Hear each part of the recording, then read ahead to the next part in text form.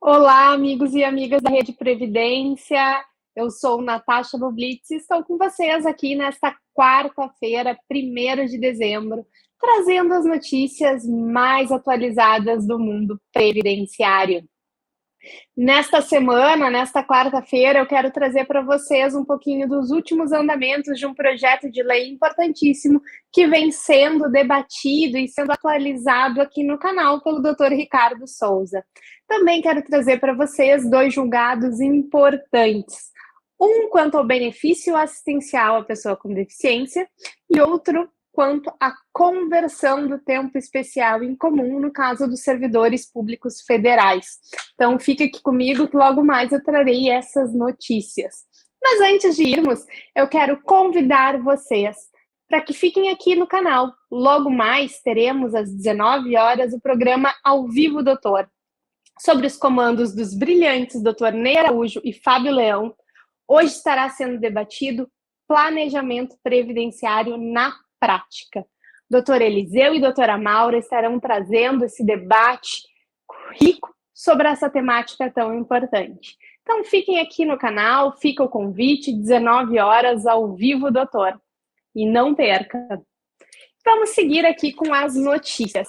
A PEC dos precatórios está tendo uma brilhante cobertura aqui no canal pelo Dr. Ricardo Souza. Se perdeu algum dos vídeos, acompanhe, que estarão todos aqui no canal. E aproveitando, falando sobre perder um dos vídeos, vocês viram a última notícia do canal?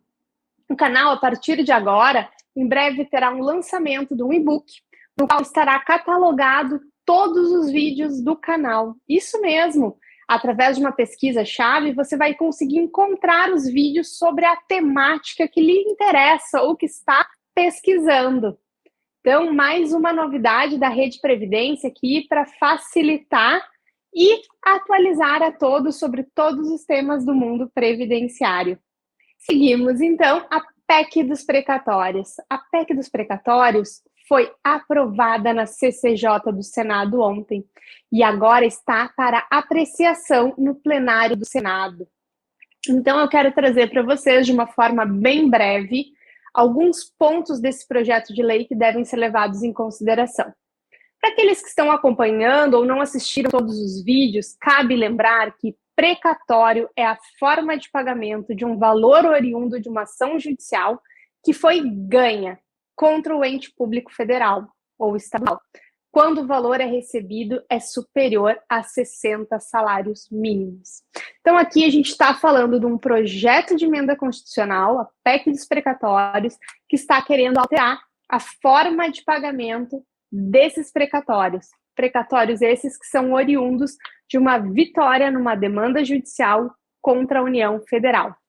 Normalmente, os precatórios eles são expedidos até 1º de julho e de um ano e são pagos até o final do ano seguinte. Nos últimos anos, os precatórios vêm sendo pagos de forma sistemática, correta e regular.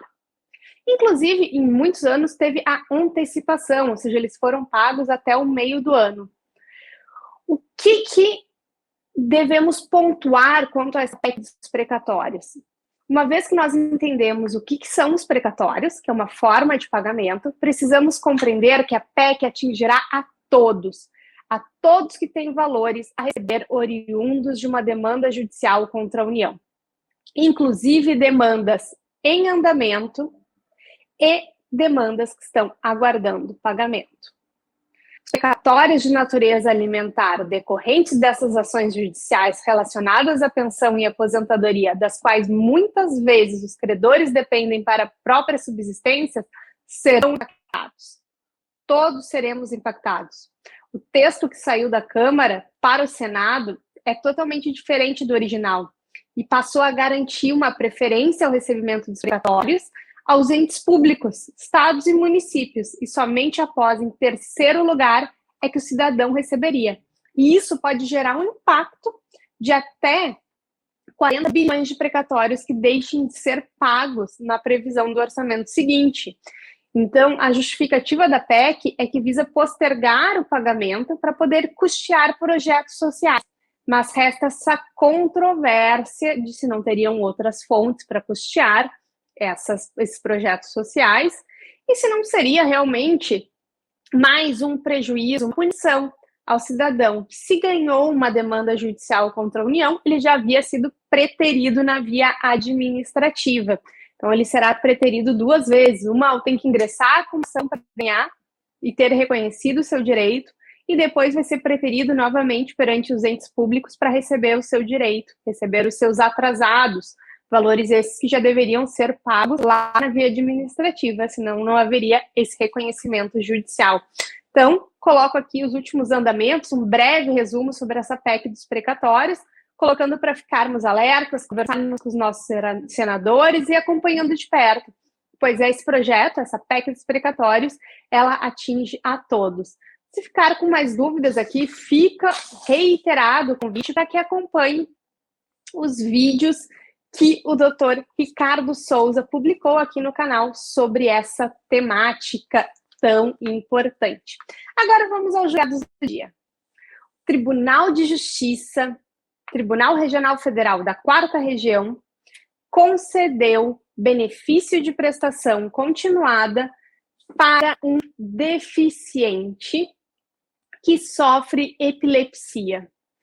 Esse homem tem 25 anos de idade, ou seja, jovem, mas ele sofre de epilepsia e transtorno de pânico, considerado uma deficiência.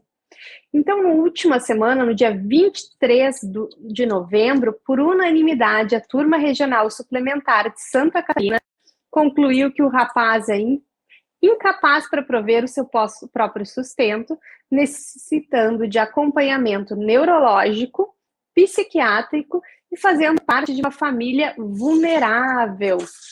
Então, o juiz de primeiro grau, ele entendeu, concedeu o benefício, entendeu que havia deficiência e que havia vulnerabilidade familiar.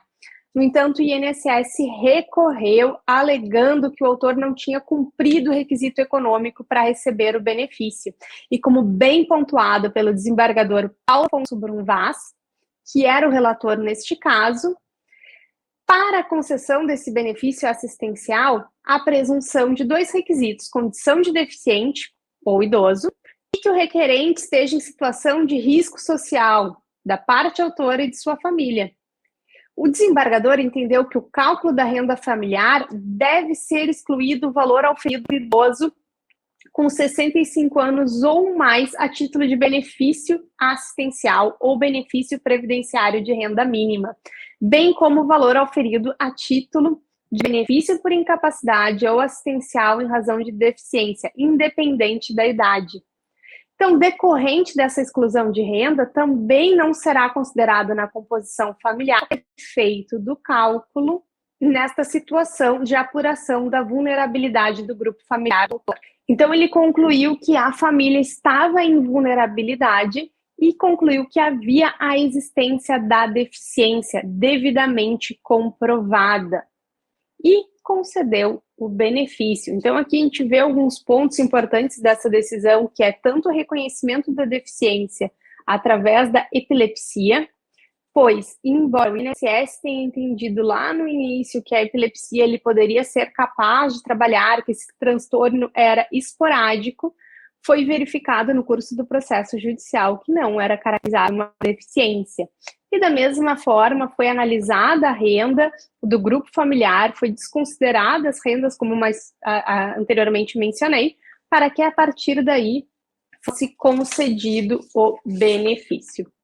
E a última decisão que eu quero trazer para vocês é quanto ao STF, que determinou a aplicação das regras do regime geral na conversão do tempo especial para a aposentadoria de uma servidora pública federal.